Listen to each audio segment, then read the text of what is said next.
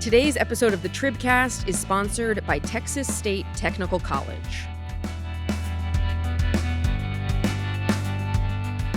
Welcome to the TribCast. I'm Eleanor Klibanoff, women's health reporter, joined by editor-in-chief and co-host Matthew Watkins. Hello. Fresh off his spring break trip. That's right. I have budgeted 10 to 15 minutes for your review of Okay. Legoland. So Thoughts? I want to go big picture first because we were in Legoland in San Diego, Okay. and then we went up to the Bay Area for a few days too. And as a Texan, it is my duty and responsibility to view California as a failed state, a wasteland. But damn it, it's beautiful over there. Wait, you're telling me that's It's more really- beautiful It's really than pretty. the suburbs of Dallas and Yeah. Yes, that's what I've heard. Visited 2 national park sites, Muir Woods and Alcatraz. Happy to report that things seemed fully under control. There's been a lot of talk about parks, people losing their jobs and everything. The trash cans were still being emptied. Everything was working there. The prisoners were still Prisoners. under watch. No prisoners there Yeah. anymore. There was a at the end of the Alcatraz tour, there was this big mass incarceration exhibit in which the sort of thesis was the U.S. imprisons way more people than it should, and this is a problem, and it's disproportionately affecting Black and Hispanic people and everything like that. I did wonder how long that will still be there. Might phase some exhibits out over yeah. time, Yeah. But I will say, just overall, California. I actually talked to a lot of people, Uber drivers and waiters and such in there who when they learned from Austin, they were like, all my friends are moving there. So that did check out, but it is still very pretty.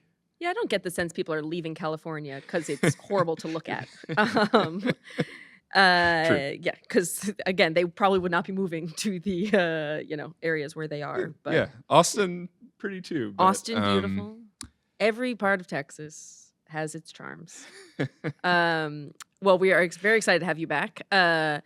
And extremely excited for this week's episode. This is a topic we've been looking forward to discussing for a while on the TribCast, where we are going to travel to a galaxy far, far away and discuss the space industry in Texas.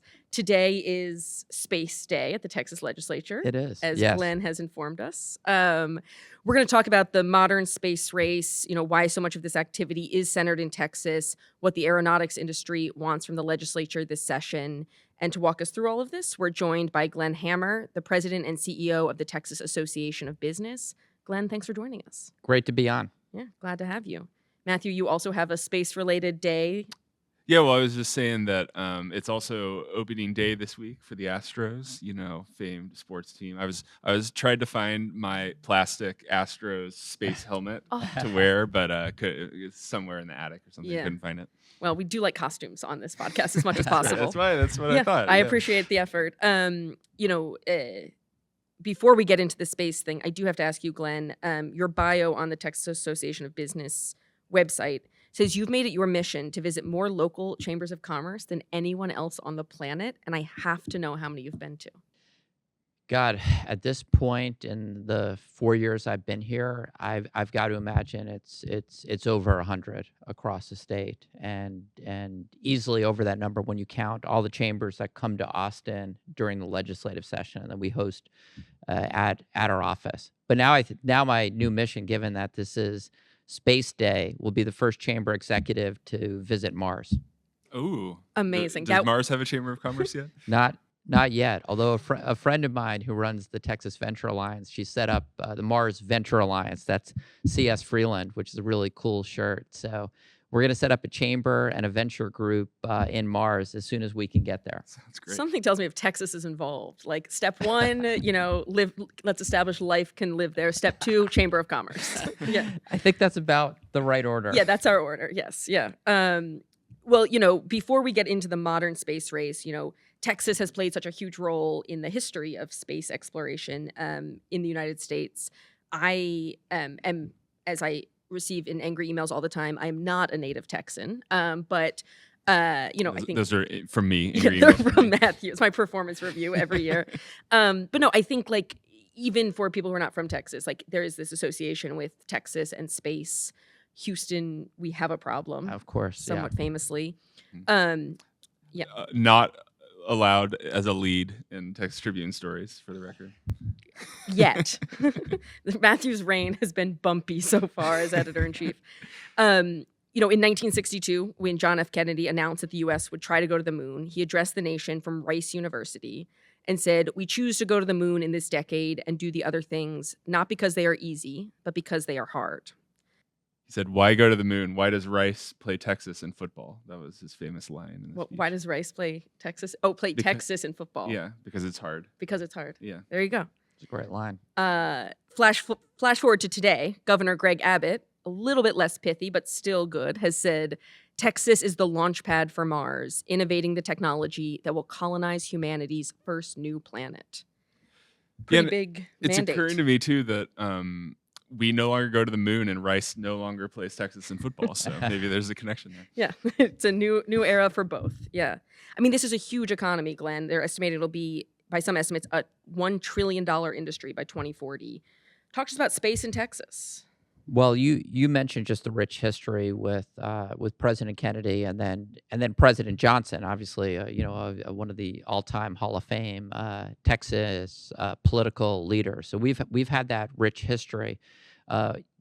Texas is a frontier state, and if you think about it, you said galaxy far, far and away. That might identify you as a Star Wars fan. The next frontier, the final frontier, is space.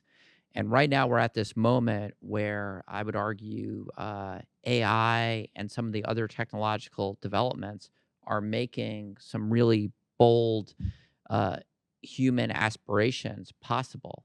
And what's also happened is NASA obviously has a very storied, impressive history, but the private sector now has jumped in. And that's obviously SpaceX, but it's beyond SpaceX. You have Firefly, you have Blue Origin, you have Axiom, you have a number of different companies that are doing things that maybe 30 or 40 years ago we would have just sort of assumed that the federal government would do with some help from contractors. But now these are true public-private partnerships, and I would argue as a result, the space economy is flourishing, and as you said, is projected to hit $1 trillion. And Texas, I mean, is playing a huge front row role in this. Well, and we also discussed, the fact that we have so this is part of my spiel. We've added more jobs than any other state, so we've got the best economy in the country. But now we're a $2.5 trillion economy, and by the end of the year, we'll probably pass France and be in the G7. So arguably the strongest economy in the world. But now that SpaceX is headquartered in the state of Texas, we can say we have the strongest economy in the galaxy. And because of that... Or you can, at least. Well, I can. I'm going to say it until I'm checked on that. No one else... Other things not going in leads in the Texas Tribune. There have been no Martians that have corrected me on that. You. Yeah. But because of that, we have a $24 billion surplus, and it allows us to invest in key things. And we're investing in infrastructure and water and electricity and and broadband and stuff like that. But we're also able to do massive investments in semiconductors and space. And I want to give Chairman Bonin a ton of credit and Chairwoman Huffman for their vision and really pushing the state with Governor Abbott to allocate $350 million for the Texas Space Commission, which now Norman Garza is running expertly, and we have something like $2 billion worth of pent-up potential commercial projects as a result of that effort. So Texas is clearly leading in space, and I don't believe any other state is even coming close to us in terms of investing state resources in this sector.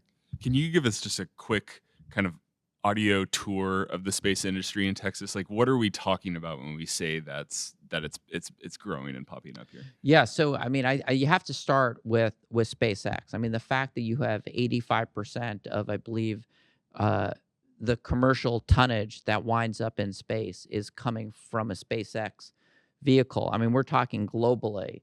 I mean, SpaceX is it's the 800-pound times 10 gorilla.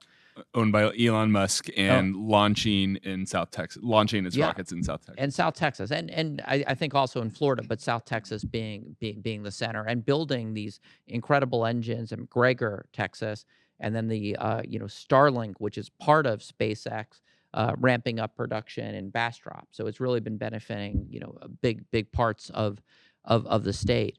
But then you have great companies like Firefly that became the first commercial company to land on the moon right here in Texas as well. And I would say it's a result of the history of Texas. With you mentioned the Astros. I was born in the Bronx, so there may be a little bit of bad feelings here. We're talking about the rockets. There's But other things. Yeah, sure. but Houston has been space town, so you do have this rich history of all sorts of different space companies being located in Houston and across Texas. And I'll also say on the education side, I mean, take a look at what Texas A&M is doing as well on space, setting up its own space center, which is run by a former astronaut, and I believe maybe being one of the first, if not the first, universities to offer some sort of space engineering degree. Oh yeah, I saw this. It's called like extraterrestrial engineering, and I was like, that is absolutely the kind of class I would have signed up for as a freshman, just thinking like that sounds cool. Yeah, and then you realize. And then you're like, this was a mistake. So would have I if I didn't stop my math and science learning right. in high school. Yes, big same, yeah. But so you have the academic institutions, and of course Rice University as well. You have the history. You have these private sector companies all over the state that are getting involved in space, and then I think you just have the business community understanding and rallying behind this vision. And I'll also say you have other companies like Boeing that are very active here. They've been investing in a major air mobility company that, to me, feels like what the Jetsons were all about. A lot of this feels like that. Yeah, Yeah, right? Like yeah. we're talking about the future in so many ways. And I'll also say another really important point and exciting part for the state is you have our junior senator, Senator Ted Cruz, who now chairs the Senate Commerce and Science Committee. Why is that important? Well, that committee has jurisdiction over 40% of the economy, including space, including semiconductors, including AI. And he is very active in making sure that the interests of Texas are respected in DC. And I think he's also sees the incredible potential economically for the state if Texas leads in space. Yeah, it's interesting that the kind of history of Texas being a leader in space going back decades. A lot of that is due to the power that Texas politicians had back in the middle of the century. You're talking about your Sam Rayburns, your LBJs, and things like that. Interesting to see Ted Cruz now step into those shoes. Yeah. And with Cruz, and I should have said, just because you asked a great question, right now the space industry is about $11 billion in annual GDP for Texas. And if you include the broader aerospace ecosystem, it's about 135,000 jobs. So it's a lot of jobs. But I wanted to say also about Senator Cruz is that he has been working across the aisle on some important efforts that are connected to space. Like, for example, on semiconductors, to make it easier to actually site these plants. He worked across the aisle with Senator Mark Kelly, an astronaut, right, and a U.S. Senator from Arizona, to achieve that. So on these economic areas, Senator Cruz has been doing a very good job working across the aisle, because at the end of the day, and it's still the case, to get most things through the U.S. Senate, you need 60 votes, which means you need bipartisan support. Well, and I mean, speaking of bipartisan support, I mean, last session, a little closer to home here in Texas, the legislature passed a pretty big space bill with like almost unheard of scale of support from both parties. I mean, really almost unanimous agreement on this, which is shocking these days. Talk a little bit about, it was HB 3447, a big bill for creating the Space Commission, among other things. Well, $350 million over 2 years. And as I was saying, I mean, there's been at least $2 billion worth of commercial interests. So meaning they're just simply not able to fund all the projects and probably all of the worthwhile uh, uh, efforts. And I think what that goes to show is that, and for any chamber, we like public-private partnerships. It's useful when the government is leveraging its resources with private sector. It's not just giving a grant and saying we hope for the best. It's basically asking that private sector company to make massive contributions. But one of the things I did want to reach on that I think as we look forward to making sure that Texas leads in space, yes, we have to make sure that the Texas Space Commission has resources and perhaps more resources, but we also need to make sure that other state initiatives are aligned. For example, this session, we're pushing very hard to make sure that an R&D tax credit that's been around in Texas for a while, but would expire at the end of next year, is extended. Because we need to make sure that for these companies that are innovating, we have a competitive policy ecosystem in the state of Texas. We're also supporting different initiatives that would match federal SBA funding for smaller entrepreneurial companies that are investing in technology. So, we're taking a holistic approach at the Texas Association of Business to make sure that we have a policy environment that will put the state on top in space. But it's a variety of different factors. Right. I mean, you talked about this a little bit with the universities, but also like what do we need in terms of workforce for space? Well, that's a very important question, because it's very important that our tier one universities, and by some metrics, we have more tier one research universities than any other state. And I'll just say what's going on at UT Austin, Texas A&M, and the engineering side is sensational. I don't think there's a better 1-2 punch on public schools in the country than those two schools in terms of the quality of engineers that they're supplying. But we also need to make sure that our community colleges are producing the workers to handle a lot of the skilled trades necessary for the space economy. And that includes things like machinists and in fact, what was interesting when the federal CHIPS bill was signed, the big press conference of Texas leaders who had pushed for that, Senator Cornyn and Chairman Mike McCall, was held at Austin Community College. So one of the things we're going to also push for is a continuation of HB8. That was the community college effort to put another $650 million of new funding into our community colleges for credentials of value.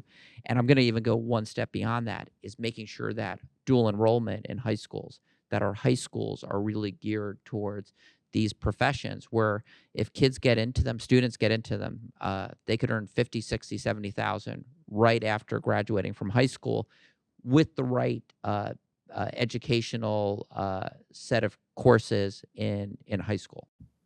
Yeah, I mean, that's amazing. I mean, it's like really not like you can't just put money in space and say like that's going to be enough. Absolutely. I mean, you have to have, I think the community college effort, the career and technical education programs at a lot of the Texas high schools are very important.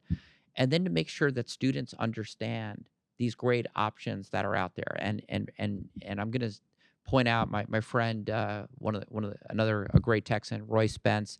He's the guy that came up with "Don't Mess with Texas." By the way, when I came outside of Texas, that to me meant something else. I had no idea it was a littering campaign. Oh, yes. Yeah. But he's also done great work for Whole Foods and Southwest Airlines, great Texas companies. But Roy's point is that, and he started something called the Make It movement, is that you have a lot of students in junior high school and high school that don't really know all of these great options that are in front of them if they could get the right technical education. So that's a program that's been getting a lot of support, and it's something we support because we want students in our junior and Texas high schools to understand you get the right skills, you're going to have opportunities in these emerging areas like space. Right. Great. Well, it's actually very good timing. We're going to take a quick break and thank our sponsor, Texas State Technical College. At Texas State Technical College, we don't just train students, we provide Texas with the next generation of skilled workers. TSTC, Better for Texas. Learn more at tstc.edu. Good timing. That was Big fans expertly of done. Yeah. TSTC as well. You know, we can't really talk about space, and we've already sort of touched on this a little bit, but without talking about the man of the moment, Elon Musk. Glenn, I know you've been down in the valley some talking with the leaders, Brownsville being a real center point. They're calling it the gateway to Mars. What are you hearing from business leaders and folks in the valley about SpaceX down Oh there? my God, incredible excitement. I was just in Monterrey, Mexico at a big tech event that was in part hosted by Tech de Monterrey, a great school that produces a lot of great engineers and is deepening ties with Texas universities. And I spent a lot of time with Mayor Cowan, the great mayor of Brownsville. The two things that are transforming Brownsville and South Texas, SpaceX and the space economy, and LNG, liquefied natural gas. And what's going on in SpaceX is just inspiring. If you think about it, if you're a young person in that area and you see what's going on, it's very exciting. And it's also apparently having a huge impact, positive, on the tourism economy, that these launches now are becoming must-see events. So incredible excitement in Brownsville and South Texas. And yes, Brownsville now bills itself as the gateway to Mars. Yeah, absolutely. It's interesting to think about Musk's role in this. He's obviously getting a lot of attention right now with his relationship with the federal government and everything like that. But it is, of course, true that SpaceX was a massive government contractor before the Trump administration ever came into office. I wrote down $3.8 billion in federal contracts last year, right? They're Starlink, which you mentioned earlier, being a major kind of government contractor, not just with the U.S. government, but with other governments. Even conversations about how like Musk's satellites might be able to provide broadband access, high-speed internet access to folks. But of course, we are now in a place where any kind of contract that Elon Musk gets with the federal government is going to get a lot of scrutiny and attention.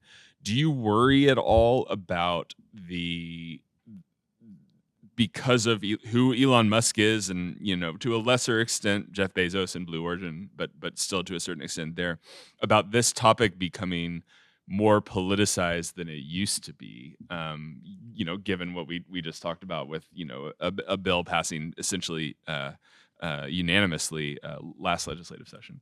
Yeah, I don't think it's going to impact that at all, because what's going on with SpaceX and the space economy is strongly bipartisan, and the jobs that are being created by SpaceX, Starlink, and a number of the other Musk companies, they're benefiting all Texans, regardless of their political affiliation. And I think that when you take a look, let's look at the last week or so, when it was terrific. A SpaceX vehicle really rescued two astronauts that were in space for a lot longer than they had anticipated. That's a good thing. And my hope is that we can focus on the overall interests of Texans and Americans, and understanding we are in certainly a polarized time, and people's passions could get hot on different things. But let's try to separate activities that produce great high-paying jobs for Texans, and on things that Texas, the country, and the world really needs. I mean, SpaceX is easily, obviously right now, the world's most important company when it comes to space. It should be celebrated and supported by all Texans, regardless of political ideology. Matthew, I think, and to your point, I do think we're hearing more. Elon Musk was already such a business leader. These companies were already like so on their way to doing all of this stuff, and also Elon Musk, like almost separate from Elon Musk, the space explorer. You have Elon Musk, the character, who is becoming increasingly visible on the public stage, and it is interesting. I think it will be interesting to see how that right now, like over the weekend there was some report from the New York Times about all the federal contracts Elon Musk sort of stands to see for his companies based on his increased role. and it's like, as we start to see which will win out, kind of Elon Musk, the political character, Elon Musk, the space leader. If I could just say, but if you look at these different products, I mean, Tesla, which is now the most valuable American auto brand, it is an incredibly elegant vehicle. You think about Starlink providing access to the internet for people all over the world that otherwise simply wouldn't have it. Again, regardless of their political ideologies. Neuralink, where it's giving hope to paralyzed people all across the world. And then, of course, SpaceX, both from commercial, all of these different satellites, but also on a military basis. I mean, controlling space is going to be very important for the U.S. to remain the world's top superpower. So I think on some of these things, and the Boring Company, is pretty interesting. Who likes getting stuck in traffic? So all these different companies, regardless of what may be going on with Doge or whatnot, I think without any sort of argument, are advancing the quality of life and humanity issues that we all benefit from. Yeah, I think there's no question, right, that Elon Musk, I mean, he created Tesla, he created SpaceX, he created a lot of these companies with the future of humanity in mind, right? It is also true that he is, a testing the boundaries or maybe Yes. going way past the boundaries of the relationship between private enterprise and government and everything like that. It's going to be hard, I think, for folks to separate in the coming years. Why is he getting this contract? Because SpaceX is this, international, leader in some of these technologies, or is he getting this contract because of his relationship with Donald Trump and everything? I think that will be something that we will have to watch, and I would expect there will be a lot of debate and conversation over between now and 2028. Right, like the cleaner way, right, is like, Right. don't get involved in politics. Just keep doing your businesses. I think that's increasingly like a myth for any. It's like everything is, but yeah, Everything's political. everything's political. Yeah, I mean, things are certainly political today, but I think, you take a look at Elon Musk and say a lot of the guys sort of connected some way to the PayPal mafia, David Sachs, all in podcasts, which I'll admit I listen to religiously. I think it's really a lot of good information, a lot of long form interviews. And you have these individuals involved in government, in my opinion, even if I disagree with some of the things, and we want to talk about tariffs, that might be one.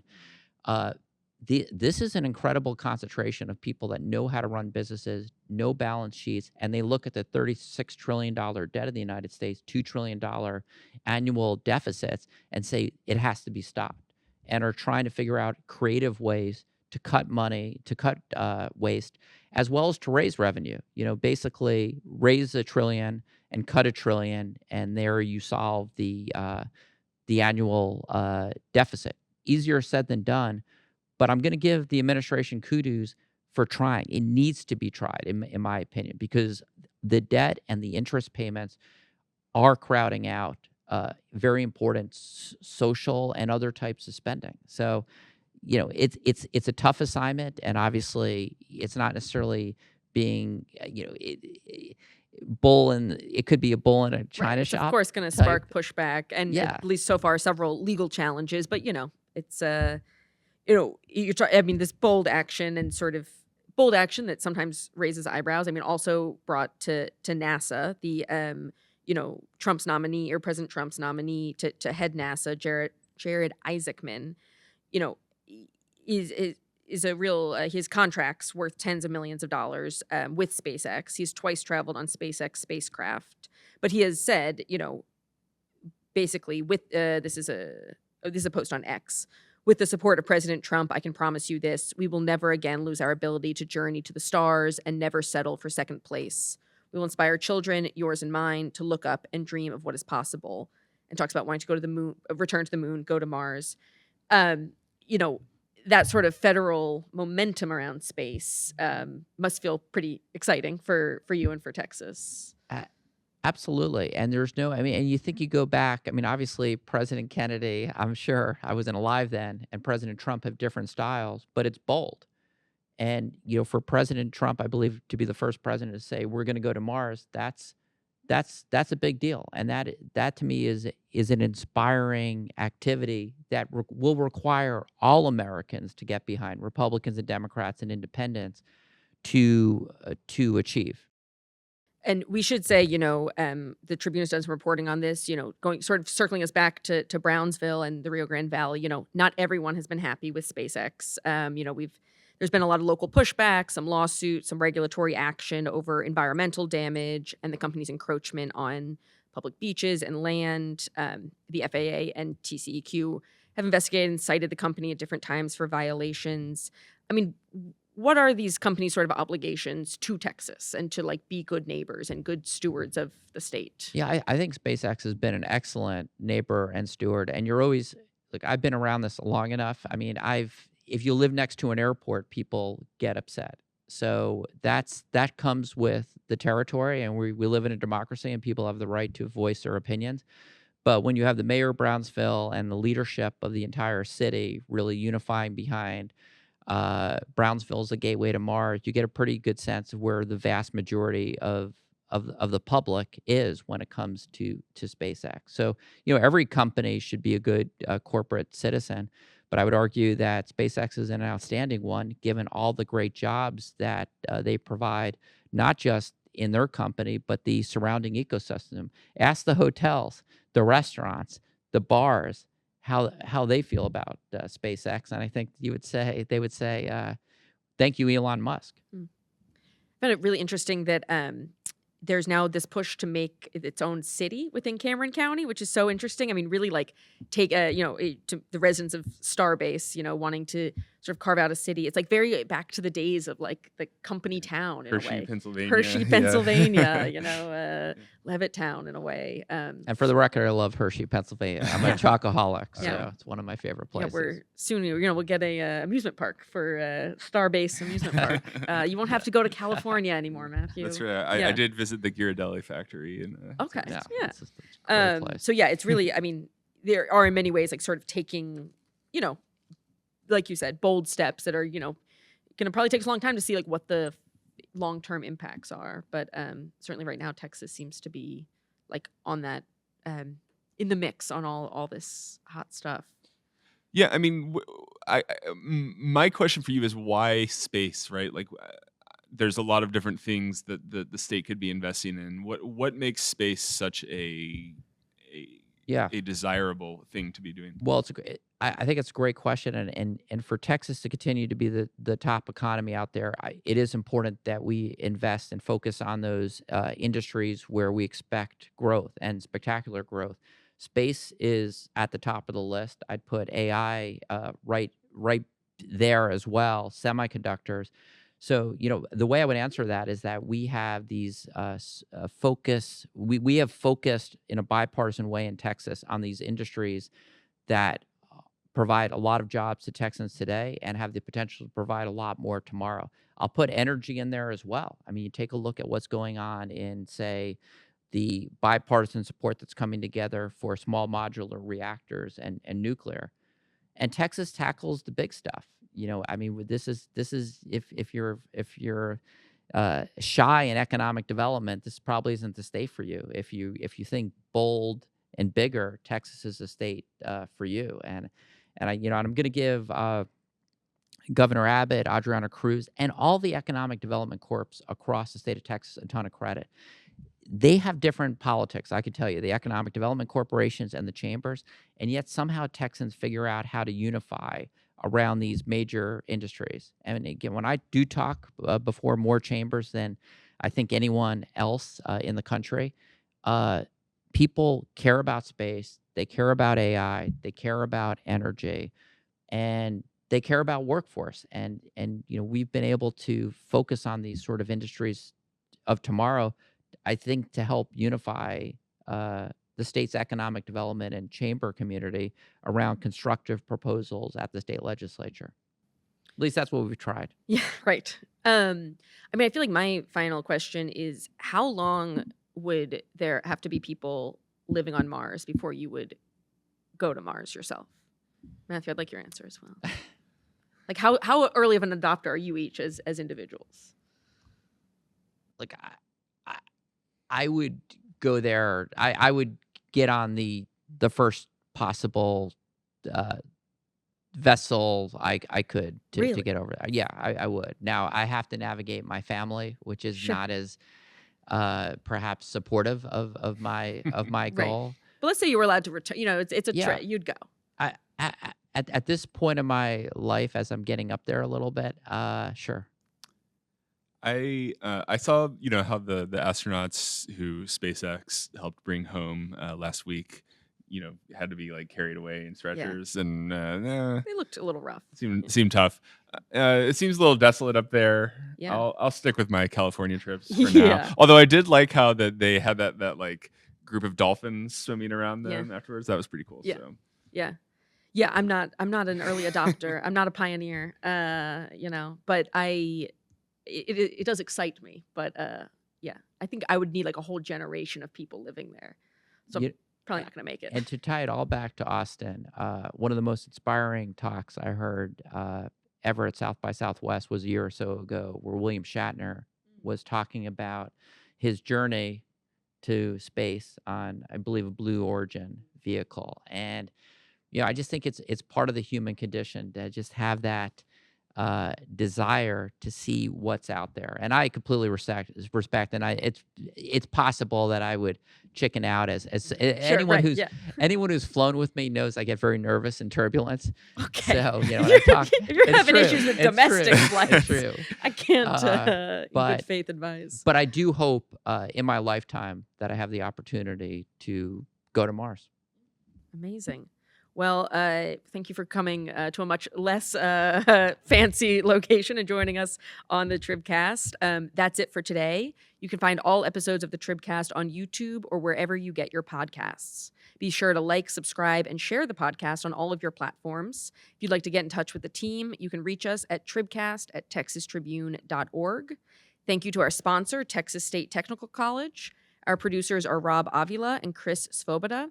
Our theme music is composed by Rob, and we will see you next week.